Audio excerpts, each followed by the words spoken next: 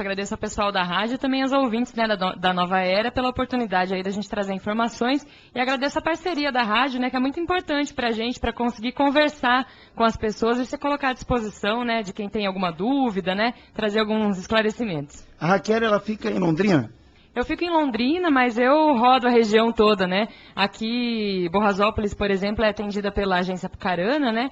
E volta e meia a gente está por aqui na região, né? Eu sou de Apucarana, então até gosto de vir aqui para a região saber como é que estão as coisas. Agora, dias atrás, a gente começou a ter em municípios pequenos aqui da região a volta dos escritórios da Copel.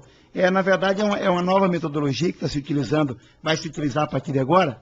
Já era um movimento, né, um trabalho que a Copel vinha fazendo de reabertura dos postos de atendimento, dos escritórios, e depois também a ANEEL acabou determinando isso no Brasil, né, que as empresas de energia elétrica tivessem atendimento presencial. Então juntou, né, já esse movimento que vinha acontecendo no Paraná, alguns postos foram abertos até antes da ANEEL ter esse tipo de exigência, né?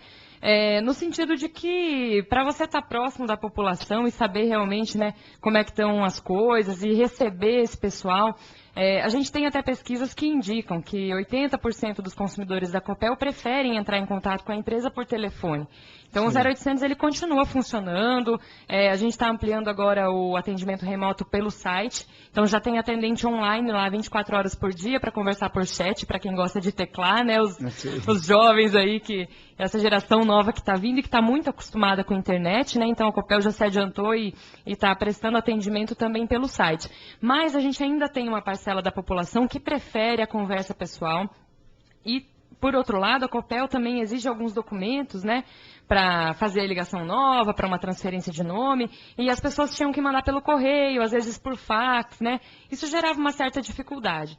Então, eu acredito que a reabertura aí dos escritórios só veio a trazer benefício, né? O pessoal que a gente conversa aí pelos municípios está bem satisfeito com essa volta da Copel para mais perto da comunidade. Tem um número de habitantes da cidade que vai receber esse escritório? Como é que é? Na verdade, todas as cidades receberam postos de atendimento. O Paraná já tem atendimento da Copel em todos os municípios. Isso já está acontecendo hoje? Já aconteceu, são mais de 400 postos de atendimento no Paraná, né? E são 399 municípios, que algumas cidades têm mais de um escritório pronto para atender o consumidor. Só que o horário é escalonado, aí sim a ANEEL tem uma determinação que municípios até 2.000 consumidores abra 8 horas por semana e assim por diante. Então tem alguns postos que funcionam durante um período do dia, geralmente das 8 ao meio-dia, ou então no período da tarde, da 1h30 às 5h30. E nas cidades maiores é que eles funcionam o dia inteiro. Então, quem está acompanhando a gente, quer falar direto com a Copel no escritório, procure na sua cidade que tem um horário, um dia, que tem um atendimento aí pessoal. Exatamente, em todas as cidades tem atendimento personalizado, só se quiser também, às vezes, se adiantar, né, pode ligar no 0800 ou então entrar no site para verificar, né, qual que é o horário certinho na sua cidade, né. Tem cidades, nas cidades menorzinhas, que são 8 horas por semana, tem cidades que funcionam, por exemplo, terça e quinta, no período da tarde, né. A gente sabe que até o pessoal se acostumar com esse horário é difícil de gravar, mas ao longo dos meses aí, também o pessoal já sabe, né, o horário de funcionamento, e geralmente consegue se programar para aproveitar esses dias aí. É melhor do que se deslocar, né, como acontecia antigamente, de ter que ir a um centro maior para solicitar um atendimento. Raquel, a gente tem alguns problemas que essa questão do pipas e incidentes que acabam ocorrendo. Recentemente, esse fato de Londrina, de uma criança que acabou morrendo, Apucarana, uma criança que provocou ali um desligamento. Então, esses incidentes acabam ocorrendo.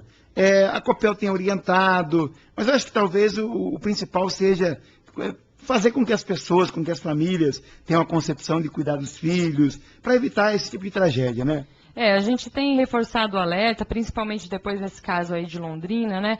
Mas antes disso já, né, eu estava comentando contigo que a gente fez uma campanha grande esse ano para mostrar que lá em Londrina essas linhas de transmissão já estavam com pipa enroscada, era um indício de risco, né?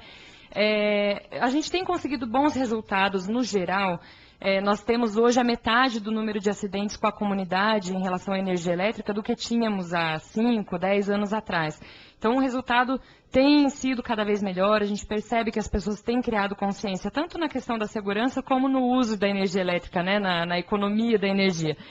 Porém, ainda os acidentes acontecem, né? E o problema da energia elétrica é que, como no caso desse menino, pode gerar acidentes graves. E aí não adianta, a gente pode ter só um acidente por ano, ainda vai ser uma marca triste para a Copel, porque é uma vida que foi perdida, né? Esse garoto lá de Londrina tinha 8 anos de idade, a vida inteira pela frente, e nos entristece realmente saber que esses fatos ainda ocorrem, né? A gente tem ido às escolas, conversar bastante com as crianças. Em todo o Paraná são mais de 100 mil crianças todos os anos que assistem às palestras da Copel. E eu até deixo aí um recado, né, para os profissionais de educação, as professoras que estão nos ouvindo, que entrem em contato com a Copel, pode ser a partir do início do ano letivo já, né, para que a gente marque aí esses horários, né, e possa já passar esse recado logo no início do ano, porque além das pipas tem toda a questão da energia elétrica, né, e a gente sempre conta com as crianças que acabam passando esse recado para a família, né. Muitas vezes elas é que são a porta de entrada, levam lá o material da Copel para casa, a mãe acaba dando uma olhada, né, e fazendo esse recado chegar para todo mundo. No caso da pipa, como que ocorre um incidente? A linha da pipa que transmite energia ou a criança que sobe no poste? O que é a preocupação maior? Existem duas situações mais comuns de acidente. Uma delas é quando a criança usa material de metal para construir a pipa, ou então de vidro, como é o caso do cerol. Esses materiais conduzem energia elétrica, então uma encostada na rede já pode dar uma descarga, causar um acidente, causar um desligamento. Outra situação é quando a criança tenta desenroscar a pipa. Isso foi o que aconteceu em Apucarana essa semana, né? A gente até avisou o pessoal da imprensa e tudo mais. Ficaram desligadas 3.409 residências, indústrias e comércios, né? Inclusive o Parque Industrial da Zona Norte de Apucarana. E a captação de água da Sanepar, sem luz durante 40 minutos por causa de uma pipa. E o caso foi que o menino, a hora que a pipa enroscou, ele foi puxar para não perder o brinquedo.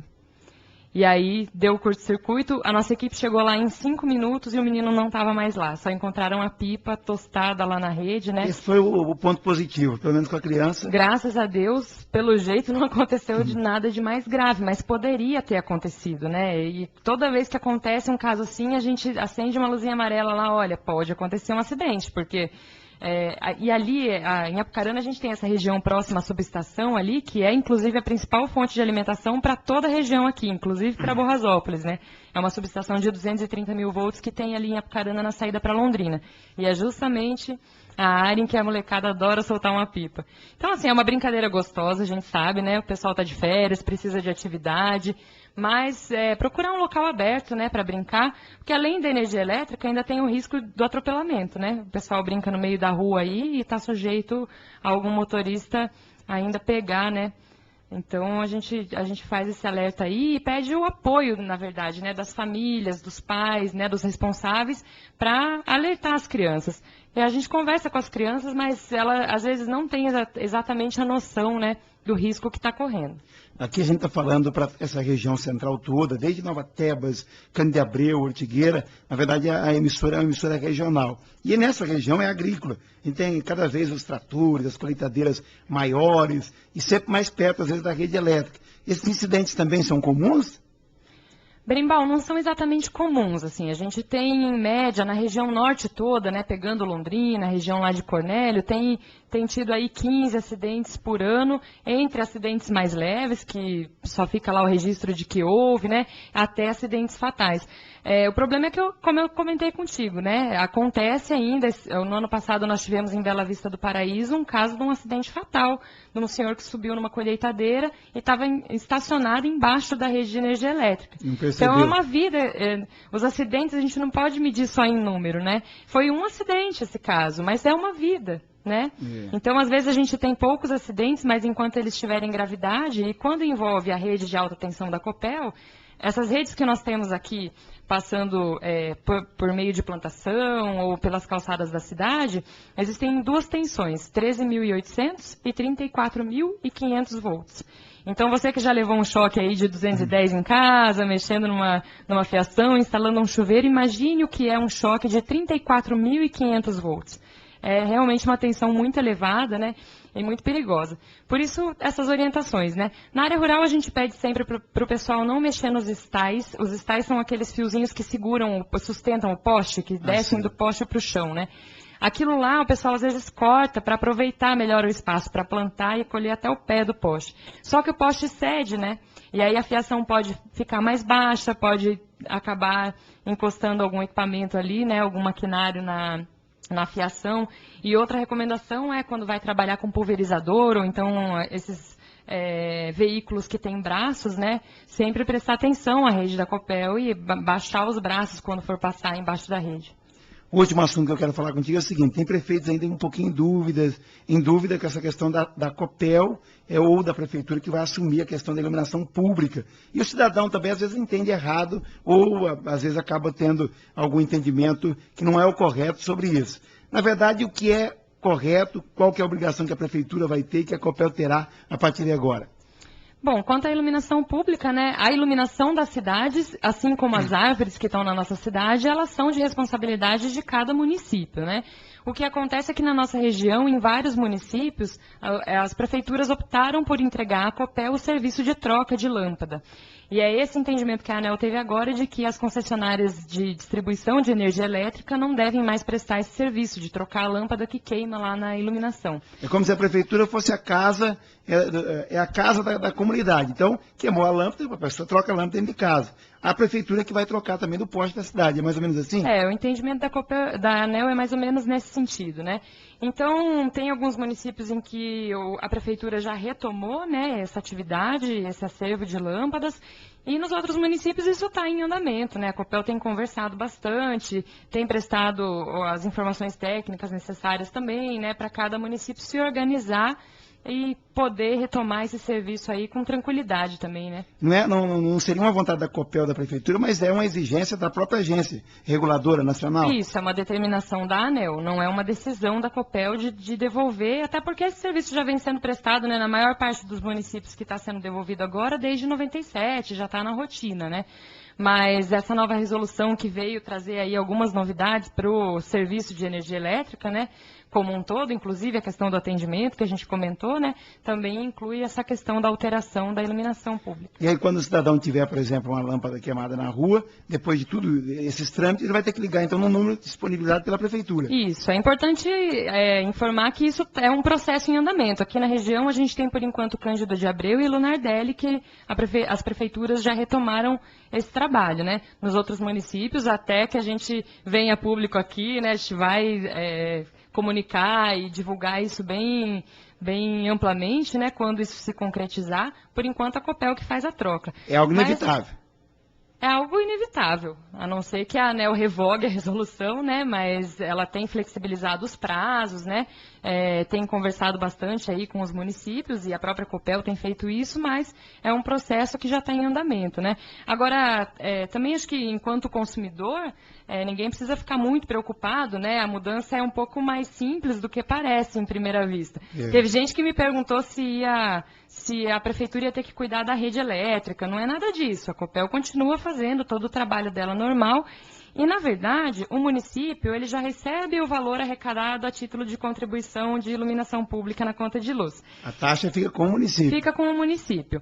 As lâmpadas novas que têm que ser instaladas, a expansão de rede e tudo mais, é o município que determina. Quem determina quanto vai cobrar de cada um e qual vai ser a forma de determinar essas faixas de escalonamento, quem vai ser isento, quem vai pagar mais caro ou mais barato, é a prefeitura. Então, a única coisa que muda, né, com essa transição aí é a troca de lâmpada queimada. Ao invés de vir um eletricista da Copel, vai um eletricista da prefeitura. Exatamente. Então, o pessoal acho que pode ficar tranquilo, né? Não precisa se preocupar em relação a isso. E também nos municípios em que há essa mudança, a gente tem avisado aí por rádio, até feito bilhetinhos, né? Enfim, tem dado um jeito do pessoal ficar sabendo também, né? Qual que é o novo telefone, enfim, para saber a quem recorrer também, né? Quando tem uma lâmpada que fica acesa durante o dia todo, ou então que queima, né? E não funciona mais, para saber onde procurar. Só para finalizar esse assunto, tem alguns prefeitos que estavam entendendo que talvez não houvesse mais essa obrigação, que a ANEEL tivesse voltado atrás com a outra a publicação, mas na verdade foi um entendimento errado, né? A gente não tem informação sobre isso, né? O que a gente tem é que a ANEEL abriu mais o prazo, que estaria terminando agora, né? Então, por enquanto, ainda tem mais um prazo para fazer essa devolução do acervo. Estendeu o prazo, então. Exatamente. Mas que é uma determinação da ANEEL, né? Isso que é importante que o pessoal saiba.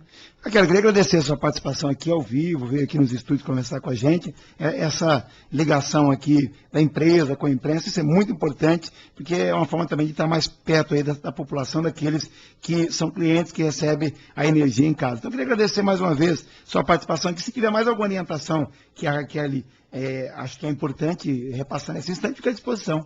Bom, eu gostaria de convidar todo mundo que tem internet, acesso à internet, a conhecer o site da Copel, é copel.com, não tem BR. Pessoal que precisa fazer trabalho escolar ou tem alguma dúvida, e até mesmo para solicitar serviços, né?